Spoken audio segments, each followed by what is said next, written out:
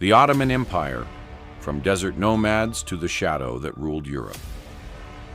Before empires had names, before maps were drawn with borders, there was only sand, silence, and survival.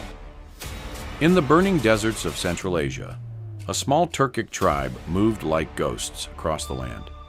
No castles, no gold, no guarantee of tomorrow. Only horses, steel, and hunger. No one remembered their name. No one feared them. Yet. But history always has a strange habit.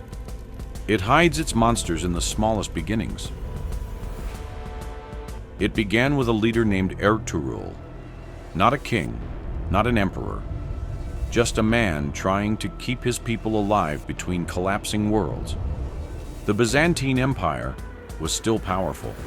Now fractured by the endless conflicts of the Sultans. Weakness threatens us all. The Islamic world was divided. Everyone was fighting for a throne that was already cracking. And in that chaos, a child was born. Osman. A name that would later echo across continents. No one knew it yet, but this child would not just inherit a tribe. He would inherit destiny itself. Osman was different. While others feared survival, he studied expansion. While others defended land, he dreamed of taking it. He didn't build walls, he built momentum. Village by village, fortress by fortress. The Ottomans grew like a shadow stretching across a dying empire. The Byzantines laughed at first. Just another tribe. That was their first mistake. This arrogance would soon cost them everything. Because the tribe was not staying a tribe. It was becoming something else, something unstoppable. Constantinople stood like a crown on the world. Thick walls, ancient power, a city believed to be untouchable. Generals called it eternal. But on the horizon, a young sultan was watching, Mehmed II. He didn't see a city, he saw a door that, if broken, would split history in half. For 53 days, thunder fell on the walls of Constantinople. Cannons roared like gods, angry at stone. The earth itself seemed to shake in fear. And then, silence. On May 29th, 1453, the impossible happened. The city fell. The world didn't just lose a city. It lost an era. And the Ottomans stopped being a rising power. They became an empire. Then came Suleiman the Magnificent. A ruler so powerful that Europe whispered his name like a curse. We must try, for the sake of Europe. Law was rewritten under him. Borders bent. Armies moved like storms. Art, architecture, and justice reached a height the empire had never known. Istanbul became the heartbeat of 3 continents. From Vienna to Cairo, everyone felt the same truth. They have taken Cairo. How long until they reach Vienna? The Ottoman Empire was not just strong, it was inevitable. But beneath the golden surface, cracks were forming. Because power always changes the people who hold it. If you betray me, your family will be executed. Understand? Yes, my lord. Good. Now go, before we are seen. Queens without crowns shaped emperors. Mothers decided wars. Lovers influenced thrones.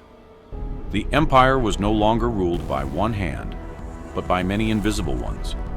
And invisible power is dangerous, because it has no accountability, only ambition. Master, you will break before you serve the Sultan. Once, they were the empire's perfect soldiers, taken as children, trained to be loyal only to the Sultan. They never lost, until they realized something terrifying. They were not just protecting the empire, they were the empire's backbone.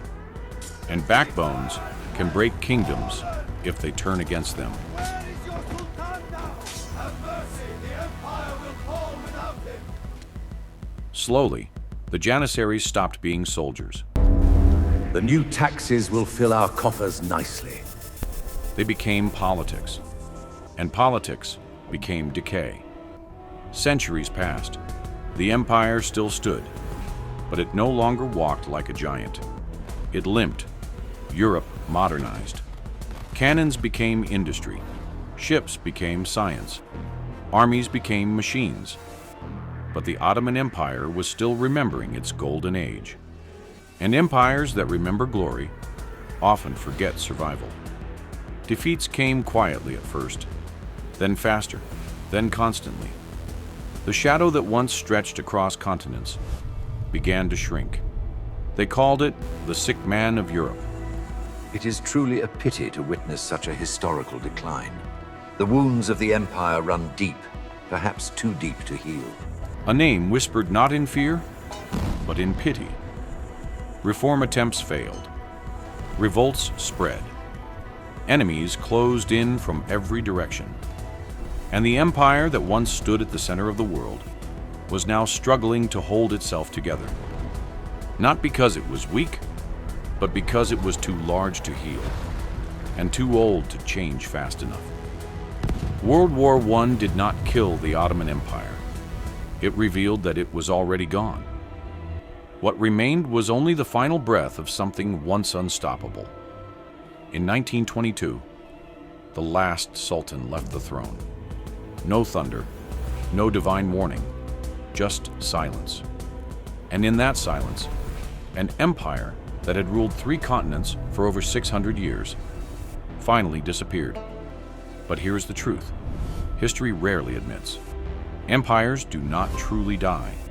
They transform. The Ottomans left behind cities, laws, cultures, borders, and memories still alive today. Their shadow still stretches across maps, languages, and identities. Because once an empire reaches that scale, it doesn't end. It echoes. And somewhere in the silence of history, if you listen carefully, you can still hear the hooves of a desert tribe that refused to disappear, becoming first a kingdom, then an empire, then a shadow that ruled the world.